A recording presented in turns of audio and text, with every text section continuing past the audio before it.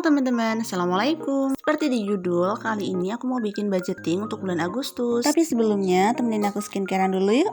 Jadi, selain body care, Scarlett saat ini juga mengeluarkan produk untuk face care. Dan yang aku pakai saat ini adalah varian brightening yang terdiri dari facial wash, Brightly Ever After Serum, Brightly Ever After Day Cream, dan Brightly Ever After Night Cream. Karena kulit aku sedang normal, jadi aku pakai varian brightening. Buat teman-teman yang sedang berjerawat, bisa pakai series Acne ya. Nah, yang pertama, aku bersihkan dulu wajah aku pakai brightening facial wash dari Scarlett. Dia itu teksturnya gel, cuman tampilannya itu kayak ada gelembung-gelembung gitu dan kayak ada semacam kelopak bunga, tapi sebenarnya itu juga gel. Facial wash ini mengandung vitamin E, glutathione, aloe vera, dan rose petals yang membantu membersihkan kulit wajah, menjaga kelembapan dan elastisitas kulit, serta membantu menyejukkan kulit yang teriritasi ringan. Selanjutnya, aku pakai Brightly Ever After Serum. Untuk teksturnya, serum ini lebih ke cair ya teman-teman, gak terlalu kental dan dia itu cepet banget ngeresapnya. Dan yang paling penting, dia itu gak lengket pas dipakai. Brightly Ever After Serum ini mengandung lavender water, phyto whitening, niacinamide, glutathione, dan vitamin C yang membantu merawat kulit agar tetap halus, mencerahkan, dan menjaga kelembapan kulit, serta menyamarkan noda gelap pada kulit wajah. Nah, kelihatan kan teman-teman, ini benar-benar langsung kering loh. Selanjutnya, ini ada day cream dan night creamnya. Karena ini di pagi hari, jadi aku pakai brightening ever after day cream.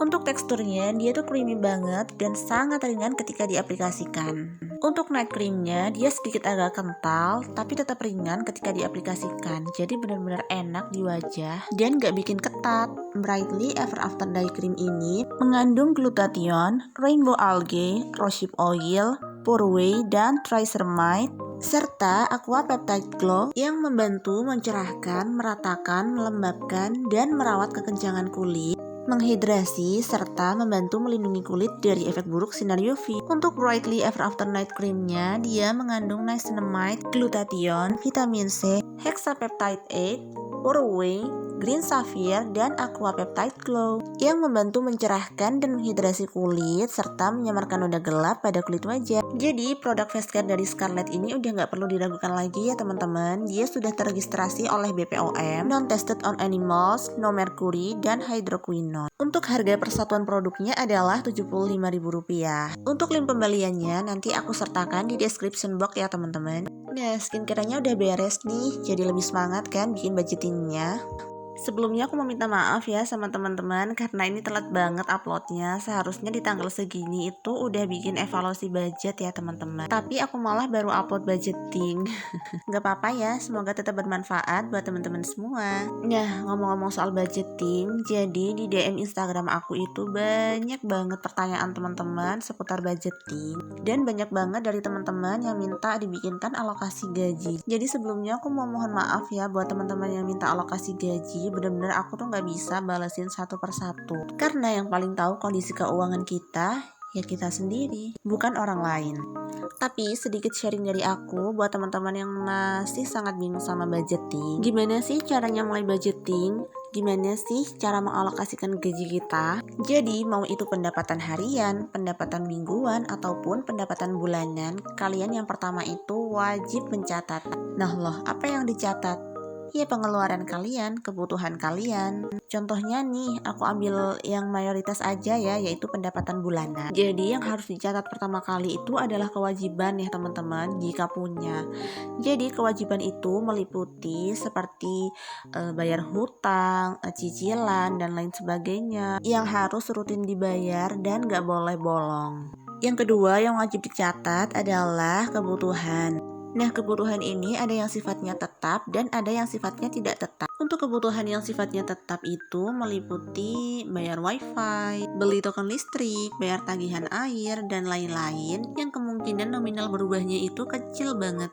Nah, untuk kebutuhan yang tidak tetapnya itu seperti belanja, kayak belanja bulanan, belanja mingguan, terus kemudian beli susu, beli diapers anak, uang jajan, uang bensin, dan lain sebagainya. Itu semuanya wajib dicatat ya teman-teman. Dan kalian pasti bisa mengira-ngirakan itu nanti tiap bulannya itu kalian habis berapa. Nah, saat gajian tiba, Masukkanlah uang ke dalam masing-masing pos sesuai anggaran yang udah kalian buat tersebut. Mungkin di bulan pertama, bulan kedua, ataupun bulan ketiga masih akan ada banyak sekali penyesuaian. Jadi jangan nyerah gitu aja ya. Semua itu perlu proses. Jangankan yang baru mulai, yang udah lama menerapin budgeting aja masih suka boncos. Jadi semua itu tergantung bagaimana kita mengelolanya, bagaimana kita menahan diri dari membeli hal-hal yang sifatnya impulsif. Jadi buat teman-teman yang mau mulai budgeting, langsung aja mulai ya, nggak usah banyak teori, nggak usah banyak gimana-gimana, yang penting mulai aja dulu, praktek aja dulu. Urusan nanti berhasil atau enggak, ya kita lihat aja nanti, yang penting kita udah berusaha semaksimal mungkin. Kalau kita udah ada niat, kita udah berusaha dengan keras, udahlah insya Allah pasti ada jalan. Nah, balik lagi ke video. Jadi ini budget aku di bulan Agustus ya teman-teman. Untuk saving seperti biasa aku alokasikan menjadi dua, yaitu tabungan utama yang aku skip nominalnya, dan kemudian yang kedua ada dana darurat sebesar Rp500.000. Dan kemudian aku ada alokasi untuk giving, yang pertama untuk orang tua dan yang kedua untuk sedekah. Seperti biasa nominalnya aku skip ya. Untuk alokasi yang ketiga ini aku ada living yang aku bagi menjadi beberapa kategori. Yang pertama yaitu belanja bulanan, aku alokasikan budget sebesar Rp400.000. Kemudian untuk belanja mingguan aku bagi menjadi 4 dengan masing-masing budget sebesar Rp150.000. Jadi total untuk belanja mingguan itu ada Rp600.000. Selanjutnya untuk token listrik aku budgetkan sebesar Rp150.000, dan ini benar-benar cukup banget, nggak pernah kurang ya teman-teman. Lanjut ada air galon itu Rp150.000 karena untuk minum sama untuk masak ya teman-teman. Terus kemudian ada gas LPG sebesar Rp20.000, dan alhamdulillah cukup banget karena dalam sebulan aku cuman butuh gas LPG yang 3 kilo itu loh teman-teman. Lanjut untuk pakai data itu ada Rp150.000, itu khusus untuk aku sendiri ya teman-teman. Kemudian ada iuran sampah sebesar Rp30.000, dan kebutuhan anak ada Rp200.000. Sebenarnya beberapa bulan terakhir ini anak aku itu ada tambahan untuk support ya teman-teman, cuman karena memang belum terlalu banyak, jadi aku masih ikutkan di belanja bulanan. Terus kemudian aku ada budget fund sebesar Rp200.000, budget jajan sebesar Rp300.000, dan untuk uang jaga-jaga aku alokasikan Rp200.000. Jadi total semuanya ada Rp2.400.000. Untuk total Rp2.400.000 itu hanya untuk living ya teman-teman. Jadi untuk saving dan giving itu beda lagi. Terus buat yang masih nanya uang buat suaminya kemana?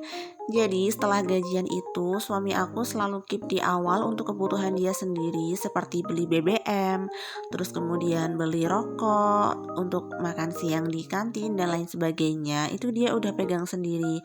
Jadi untuk budget Rp2.400.000 ini untuk kebutuhan aku, anak aku, dan kebutuhan rumah. Jadi kebutuhan masing-masing orang dan bagaimana cara mereka mengelola keuangannya itu berbeda-beda ya teman-teman. Jadi jangan disamakan.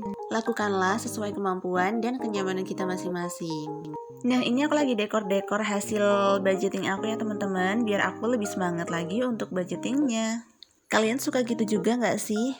Karena aku gak jago gambar, jadi aku pakai stiker dekorasi kayak gini aja buat ngedekor. Nah, finally kita sampai pada kegiatan favorit aku, yaitu masukin uang ke dalam dompet pintar. Tapi sebelumnya ini aku tata uangnya di cash tray dulu ya teman-teman, supaya lebih gampang saat aku mempos-poskan uangnya ke dalam dompet pintar. Nah, ini langsung aja temenin aku ngepos-posin uangnya ya. Jadi untuk belanja bulanan seperti yang aku budgetkan, ini ada Rp400.000 aku masukkan. Kemudian untuk belanja minggu pertama ada Rp150.000. Dan kemudian untuk belanja minggu kedua ini ada Rp150.000 juga. Begitupun juga di minggu ketiga dan minggu keempat. Jadi untuk stiker minggu ketiga ini ternyata hilang ya teman-teman, tapi nggak apa-apa, nanti aku ganti stikernya. Lanjut di minggu keempat, ini juga sama Rp150.000. Dan untuk selanjutnya ini ada budget untuk galon sebesar Rp150.000. Terus kemudian ini paket data, bukan, ini budget untuk LPG teman-teman, jadi stikernya hilang lagi.